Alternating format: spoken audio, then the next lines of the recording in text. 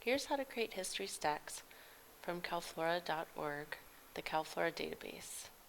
I'm going to create a history stack of Lilium parvum seen near Lake Kirkwood.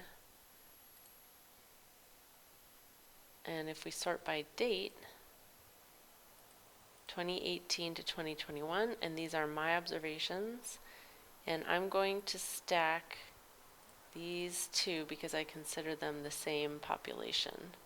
And so I want to show how, let's fold this up, how things may or may not have changed from 2020 July to 2021 July.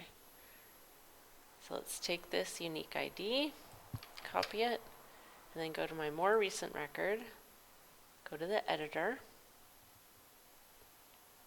edit again, and here under history, I'm going to say the earliest record is paste, apply, save, and now I can switch back and forth between those two and see the history stack starting in 2020, 2021, and then if I go back again and find the same species at this location, I could create more records and add them to the history stack. Another way you can create a history stack from your observations is to go to, let's back out and go to one I didn't make a stack out of already.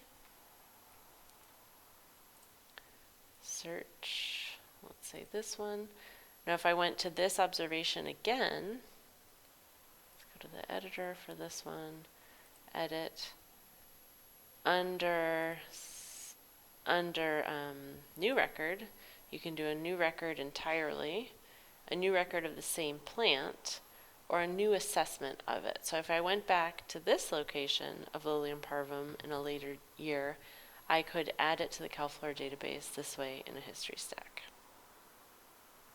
If you have questions, from the CalFlora homepage, contact CalFlora, and please do include the URL. For instance, if you had a question, copy and paste that into your email to this address. Thank you.